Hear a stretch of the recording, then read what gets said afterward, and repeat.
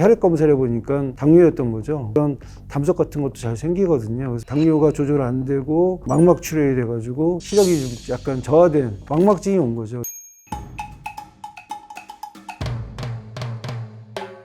오늘은 제가 직접 진료했던 환자분들의 이야기를 통해 당뇨병이 우리 삶에 어떤 영향을 주고 또 어떻게 관리해 나갈 수 있는지 말씀드려 보겠습니다.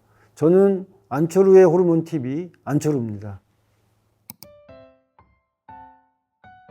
너무 많아가지고요. 근데 당뇨병 환자들이 각자 표현하는 증상이라든지 사연들이 많거든요. 타입 1, 타입 2, 타입 1A, B가 있고 타입 2A, B가 있고 최근에는 사명 당뇨병이라고 해서 치매를 동반하는 당뇨병도 있고요. 너무 다양한 케이스가 많습니다. 그래서 오늘은 제가 직접 진료했던 이런 여러 환자분들의 이야기를 통해서 당뇨병이 우리 삶에 어떤 영향을 주고 또 어떻게 관리해 나갈 수 있는지 말씀드려 보겠습니다.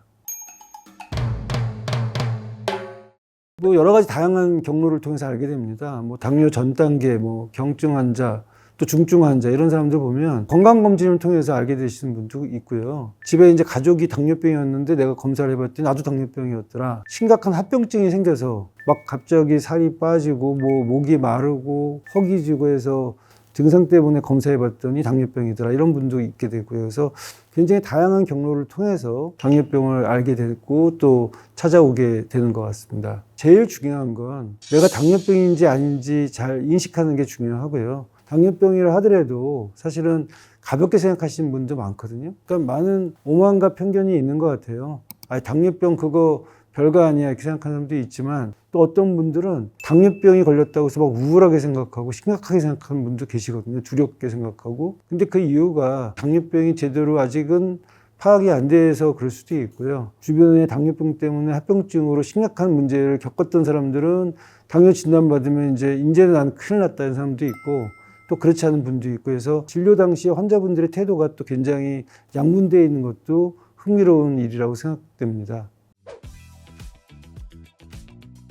제가 기억 남는 환자가 둘 있는데 한 분은 젊은 직장인이었습니다. 31살 정도 됐었는데 이분은 사무실에서 직장 건강 검진을 해가지고 공복 혈당이 한 135 정도 나왔고 당화혈 색소는 한 6.7 정도 나와서 당뇨병이기 때문에 저한테 의뢰가 돼서 왔었는데 당뇨병입니다 얘기했더니 정말 식사도 불규칙적으로 하시고요. 스트레스 많이 받고요. 운동은 할 시간이 없다고 얘기를 하더라고요. 그래서 내가 운동할 시간이 없는 게 아니라 운동할 지금 마음이 없는 거 아니냐 이렇게 얘기를 했는데 그래서 그분도 약을 지어줬는데도 그 약을 제대로 먹지도 않는 것 같더라고요. 그래서 3개월에 한 번씩 오는데 저녁 약을 회식이나 야근 때문에 못 드신다고 그래서 아예 아침에 약을 다 몰아서 주고 치료를 하고 그랬었는데 혈당 조절이 점점 나빠지는 거예요. 6.7에서 7.5, 8.5 그러다가 나중에 몇 년 있다가 관리가 잘 안 돼서 망막증이 온 거죠. 당뇨가 조절 안 되고 합병증이 진행이 되면 처음에 당뇨 합병증은 순차적으로 일어납니다. 신경의 합병증이 왔다가 망막의 합병증이 왔다가 콩팥의 합병증이 오는 게 이렇게 순차적으로 오게 돼 있는데 이분이 그 망막 출혈이 돼가지고 시력이 좀 약간 저하된 그런 상태가 됐거든요. 그래서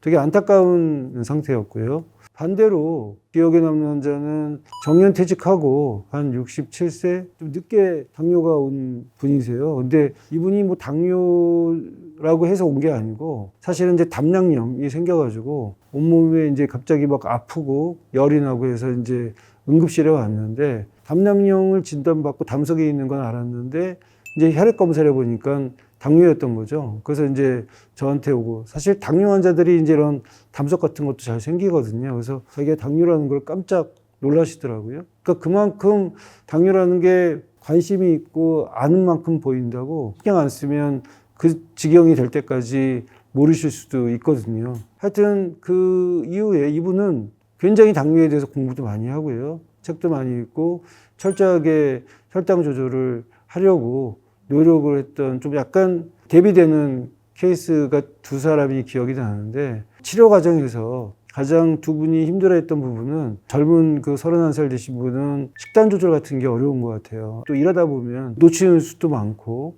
그다음에 뭐 야근이니 또 회식하면서 폭식, 운동할 시간도 정말 없는 것 같더라고요. 바쁘게 이제 출장도 많으니까요. 근데 반대로 그 나이 드신 분은 식사 조절에 어려움이 있었고 인슐린 주사 맞는 거에 좀 어려움이 있었고 수술을 앞두고 있거나 임신성 당뇨병 환자들 그리고 담석 같은 거 있을 때 인슐린 치료를 해서 혈당을 빨리 정상화로 시켜주지 않으면 폐혈증으로 갈 수도 있을 정도로 염증이 번질 수가 있거든요. 그래서 인슐린 치료를 이제 처방을 했는데 이분이 이제 그 혼자 사시는 분이라서 그 인슐린 치료를 자꾸 이제 맞는 거에 대한 어떤 현실적인 어려움이 있었던 거예요. 근데 나중에 인슐린 주사 맞는 걸 좀 끊을 수 있었어요. 그러니까 요즘은 이제 조기 인슐린 요법이라고 해서 당대사가 균형점을 찾으면서 인슐린 주사 맞는 걸 좀 줄이거나 끊을 수도 있거든요. 뭐 세상에 뭐 다 완벽한 게 당뇨병을 치료할 수 있는 상황은 아니지 않습니까? 젊은 분은 젊은 분대로, 나이 분은 나이 분대로 문제점은 있었는데, 그러다가 이제 젊은 분은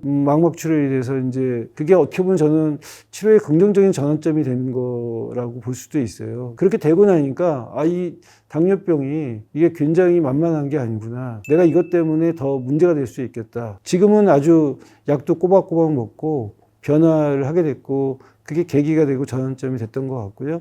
아까 얘기했던 대로 그 젊은 친구는 일주일에 2번 수영을 하면서 약도 꼭 그 저녁에 못 먹었으면 자기 전이라도 먹고 그다음에 식사도 인스턴트 식품 안 먹고 해서 관리를 잘하고 있습니다. 나이 드신 분 같은 경우는 나중에 당 조절이 잘 되고 인슐린 주사를 이제 끊고 약으로 이렇게 조절하면서 자기 혼자 계시지만 잘 관리하고 그리고 또 딸들한테 당뇨병이 지금 어떤 상태라는 걸 알렸다고 합니다. 당뇨병을 제가 가족병이라고 얘기하는 게 유전적인 뜻에서 가족병이라는 게 아니고요. 실질적으로 유전적인 게 당뇨병이 될 가능성은 30% 정도뿐이 안 되거든요. 그럼에도 제가 가족병이라고 하는 이유는 가족이 같이 맞서 싸워야 할 병이다. 그래서 저는 가족병이라고 얘기를 하는 겁니다. 아니 나는 지금 식사 조절해야 되는데 옆에서 짜장면 시켜 먹고 피자 시켜 먹으면 조절이 안 되지 않습니까? 가족들이 같은 생활을 공유하고 같은 음식을 공유하기 때문에 사실 유전적인 문제 때문이 아니라 이 생활 습관의 공유 때문에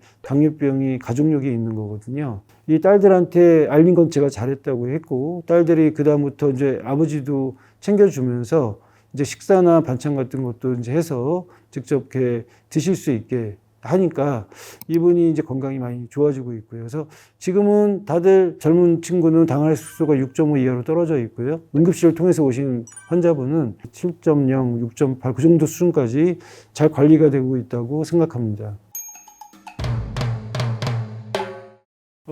제가 볼 때는 당뇨병이 있다 걸렸다 그러면 너무나 그거에 대해서 불안해하거나 너무 또 우울하거나 좌절하는 게 문제입니다. 늘 제가 얘기했지만 당뇨병하고 친구해라. 우리가 친구를 처음 사귈 때는 조금 어색할 수 있잖아요. 근데 이제 베스트 프렌드가 되면 이렇게 또 마음이 편한 상대방이 없지 않습니까? 그래서 당뇨병이 처음에 이제 왔을 때는 여러 가지 불편한 게 있어도 그런 것들을 많이 알고 이해하면은 친구처럼 지낼 수 있고요. 어떻게 내가 관리하냐가 더 중요한 거죠. 우리가 당뇨병에 걸렸다 하더라도 합병증이 발생되지 않게 예방하면서 관리하는 것이 바로 장수법입니다, 여러분. 어떻게 보면 당뇨병이라는 게 보면 되게 까다로워요. 운동을 하라고 그러죠. 음식은 뭐 먹지 말라고 그러죠. 나한테 제약을 준다. 이렇게 생각할 게 아니라 이건 나한테 어떻게 보면 전환점이 된다. 계기가 된다. 내가 더 오래 살 수 있는 기회를 주었다. 이렇게 생각하는 게 더 중요할 것 같습니다. 여러분 이제 일병장수란 말이 있습니다. 그 무병장수의 시대는 지났다. 결국은 일병장수, 병 하나 정도 있어줘야 그 병을 치료하기 위해서 우리가 병원도 자주 가게 될 거고 혈당도 측정할 거고 내가 더 건강하게 오래 살 수 있는 기회가 되었다 생각하는 게 좋겠습니다. 그래서 오늘 제가 당뇨로 그 진단받고 절망하는 사람들한테 꼭 해주고 싶은 말씀은 일병장수입니다.